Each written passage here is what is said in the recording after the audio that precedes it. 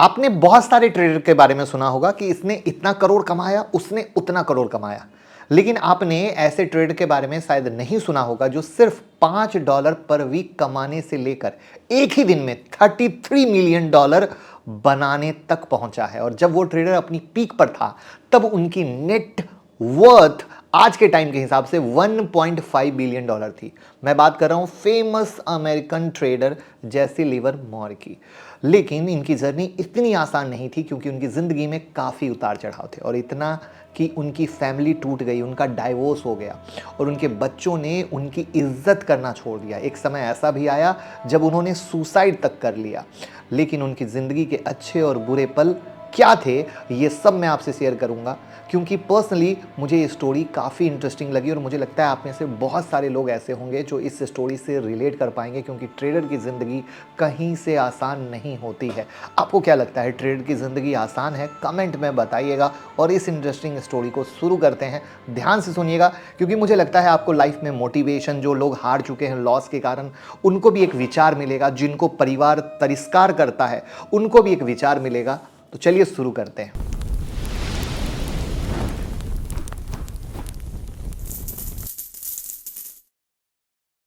जैसे लिवरमोर का जन्म 26 जुलाई 1877 को एक गरीब परिवार में हुआ था। उसके पिता किसान थे और माँ घर का काम करती थी। उसके पिता ने कभी भी उसके ऊपर ध्यान नहीं दिया, लेकिन उसकी माँ ने बहुत जल्दी समझ लिया कि जैसे एक गिफ्टेड बच्चा है, क्योंकि 3.5 साल की उम्र में वो पढ़ लिख लेता था और 5 साल की उम्र तक वो फाइनेंशियल न्यूज़पेपर तक पढ़ लिखता था। लेकिन मैंने तो 5 साल के बच्चे नहीं देखे जो फाइनेंशियल न्यूज़पेपर पढ़े हों। तो ये एक असली गिफ्ट था और उसका नंबर्स से ज्ञान भी बहुत अच्छा था, खासकर मेंटल अर्थमेटिक में। एक्चुअली इतना अच्छा था कि स्कूल में वो 1 साल में 3 साल का अर्थमेटिक का काम कंप्लीट कर लेता था। लेकिन 14 साल की उम्र में उसके पिता ने उसे स्कूल छुड़ाने के लिए कह दिया कि ताकि वो उसके फार्मिंग बिजनेस में मदद कर सके। तो जैसी को ये बहुत बड़ा झटका लगा, क्योंकि उसकी अपनी पैशन और सपने थे। क्योंकि कोई बच्चा अगर मैथ में पागल और दीवाना हो तो उसके सपने तो होंगे ही होंगे, और फार्मिंग वो काम नहीं था जो वो करना चाहता था, और उसकी माँ को ये अच्छे से पता था। इसलिए उसकी माँ ने चुपके से उसकी मदद की और उसे घर से भागने के लिए बोला। वो घरवाली थी और उनके पास ज़्यादा पैसे नहीं थे, लेकिन फिर भी वो $5, आज के टाइम में लगभग कितना होगा, 8,000 रुपये जमा कर पाई और उसके लिए शहर में ही एक जॉब ढूंढने की व्यवस्था की। और वहाँ पर जब उसकी माँ ने उसको ड्राइवर के साथ भेजा उस जगह पर जहाँ उसे नौकरी करनी जानी थी, तो उसने बोला ड्राइवर को वहाँ ना लेके जाओ, वेबर एंड कंपनी नाम के स्टॉक ब्रोकर के ऑफिस में जाने के लिए मना लिया। और यहीं पर जैसी को अपनी पहली जॉब मिली थी, जो कि थी चौक बॉय। अब चौक बॉय का क्या काम होता है, वक्त के हिसाब से कोई कंप्यूटर या इलेक्ट्रॉनिक्स तो थे नहीं, इसलिए ये चौक बॉय स्टॉक प्राइस को हर 10 से 15 मिनट में चौक बोर्ड पर लिखते थे ताकि सबको दिख सके। आपको ये जॉब बोरिंग लग सकती है, लेकिन उस समय बहुत इंटरेस्टिंग जॉब थी। लेकिन ये एक्चुअली जैसी के लिए परफेक्ट जॉब थी, क्योंकि उसका नंबर्स से क्या था, रिश्ता और प्यार दोनों। उसकी नंबर्स के प्यार ने उसे स्टॉक मार्केट से जोड़ा, और ये देखकर उसने अपना एक छोटा सा नोटबुक बना लिया। हर दिन जब वो थक हार कर घर जाता था तो अपने दिमाग में लिखे हुए सारे प्राइस नोटबुक में लिख लेता था और वो प्राइस के पैटर्न को स्टडी करता था। उसने देखा कि ये नंबर्स रैंडमली मूव नहीं करते, उनमें कोई पैटर्न होता है। जो उसने अपना एक सिस्टम डेवलप किया जो हिस्टोरिकल प्राइस के बेसिस पर फ्यूचर प्राइस मूवमेंट प्रिडिक्ट कर सकता है। तो आजकल जो हम टेक्निकल एनालिसिस कहते हैं, वो सब कुछ जैसे लिवरमोर ने पहले ही कर दिया था। पर इस समय तक जैसी ने कभी भी कोई ट्रेड नहीं किया था, क्योंकि पैसा ही नहीं था। लेकिन अब टाइम आ गया था, क्योंकि जब वो चौक बॉय के रूप में काम कर रहा था तो उससे बकेट शॉप के बारे में पता चला। जी हाँ, बकेट शॉप वो जगह होती थी जहां आप किसी स्टॉक के ऊपर बैटिंग करते थे बिना ज़्यादा पैसा लगाए। तो इन्होंने ये सोचा कि ये उसका सिस्टम टेस्ट करने का परफेक्ट मौका है। इसलिए वो लंच के टाइम में अपने ऑफिस से निकलकर इन बकेट शॉप में जाकर अपना सिस्टम टेस्ट करने लगे। जो नंबर्स उनको ध्यान रहते थे, जो पैटर्न्स उनको लगता था रिपीट टेस्ट हो रहा है तभी तो होगा ना। तो पहला प्रॉफिट जो उसने कमाया वो था सिर्फ $3 का। लेकिन उसका जो एक्साइटमेंट था वो समझना बहुत ज़रूरी है। उसने लगातार मेहनत करते हुए और भी पैसा कमाया और जल्दी ही वो बकेट शॉप से ज़्यादा पैसा कमाने लगा था। अब यहाँ पर आपके लिए लर्निंग क्या है? उन्होंने पहले सीखा, तब छोटा सा टेस्ट किया, फिर धीरे धीरे और मेहनत की, तब और पैसा कमाने लगे, राइट है। तो इसलिए उसने अपना जॉब छोड़ा और फुल टाइम ट्रेडिंग में फोकस करना शुरू किया। आप लोग बिना पूरा सीखे कमाए जॉब छोड़ना चाहते हो, रिलेट करना, इसलिए बोला था ये स्टोरी आपकी है। 1 साल के अंदर जैसी ने बकेट शॉप से $1000 कमाए, जो आज के टाइम में लगभग 20 लाख रुपए के बराबर था। और अब ये क्लियर हो गया था कि जेसी के पास एक ऐसा सिस्टम था जो काम कर रहा था। लेकिन बकेट शॉप के लिए अब वो एक क्या बन गए थे? थ्रेट बन गए थे। उन्हें लगने लगा कि जेसी के पास कोई मैजिकल एज है या उससे कोई इनसाइडर इंफॉर्मेशन है तभी तो कमा रहे हैं। और धीरे धीरे इन शॉप्स ने क्या किया?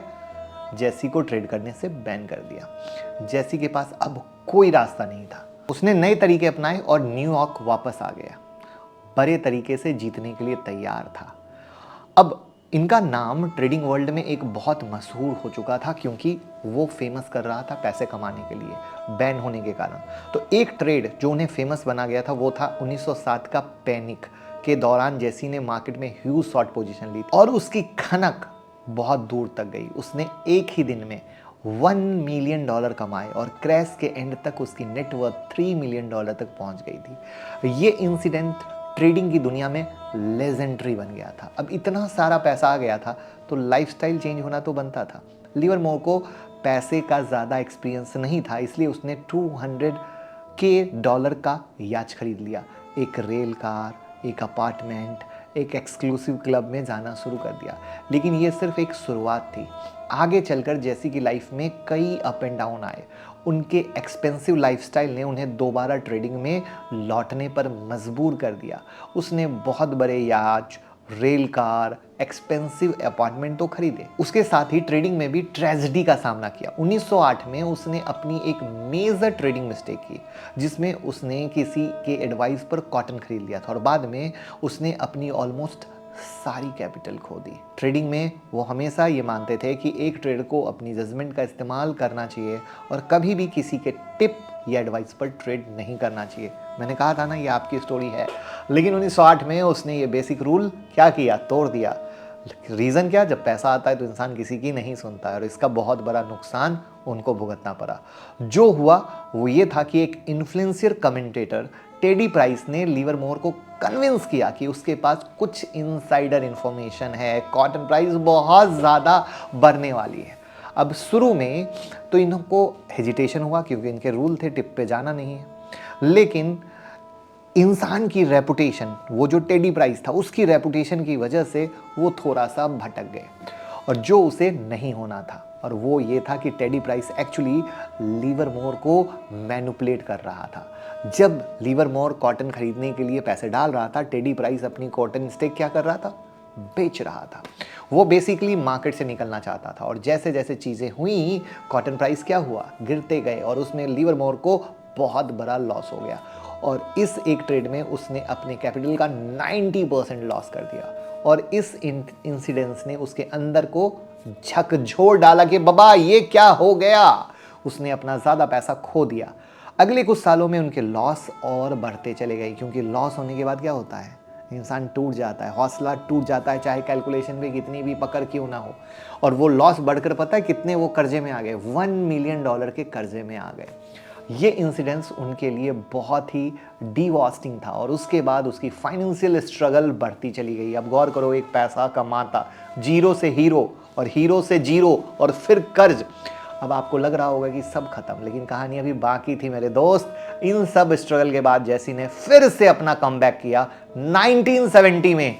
1907 का मास्टर स्ट्रोक 1917, 10 साल की जर्नी। और फिर 1917 में दुनिया ने देखा एक फिनिक्स की तरह जैसे लिवरमोर अपने आप को वापस से उठाता है। इसका असली हीरो बनने का मोमेंट 1929 में आया, जब जेसी ने मार्केट के पैटर्न को देखकर एक मैसिव शॉर्ट पोजीशन ली।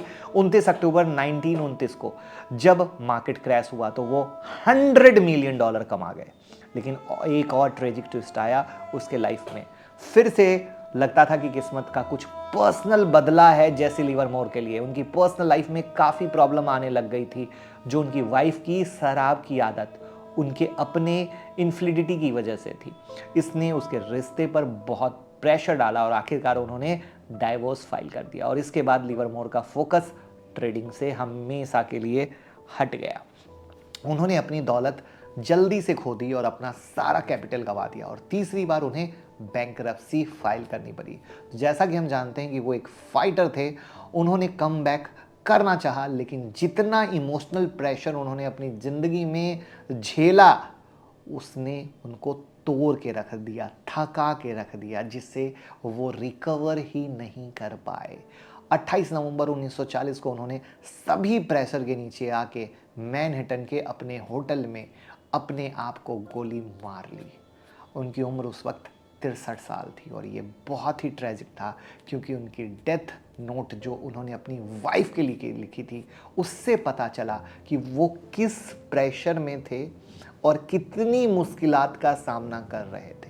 और मुझे लगता है कि उम्र के साथ उनके पास अपने आप को दोबारा उठाने की ताकत नहीं थी, क्योंकि वो जवानी का दौर था जब इंसान बाउंस बैक कर लेता है। तो दोस्त, ये थी एक फैसिनेटिंग कहानी स्टॉक मार्केट के लेजेंड की, जहाँ पे ज़ीरो से हीरो, हीरो ज़ीरो, न जाने दुनिया ने और किस्मत ने कितना उठा पटक उनको दिया, जो मुझे लगता है हर एक लेवल पे आप लोगों के साथ होता है। बट आप इसको कैसे झेल पाते हो, कैसे कर पाते हो, तो मुझे तो ये बहुत ही एक्स्ट्राऑर्डिनरी स्टोरी लगी, जो मुझे लगा कि आपके साथ शेयर करना चाहिए और आप आगे बढ़ के सबके साथ शेयर कर सको कि भैया हाँ, मार्केट में सच में आसान नहीं है, बट डेडिकेशन और थॉट प्रोसेस लाना चाहिए। किसी से इन्फ्लुएंस नहीं होना चाहिए। ये भी किसी से इन्फ्लुएंस नहीं होते कॉटन वाली कहानी में, तो क्या ऐसा होता? तो आप और किसकी कहानी सुनना चाहते हो कमेंट में बताइएगा, और वीडियो को शेयर करके प्यार देना मत भूलिएगा। Thank you so much.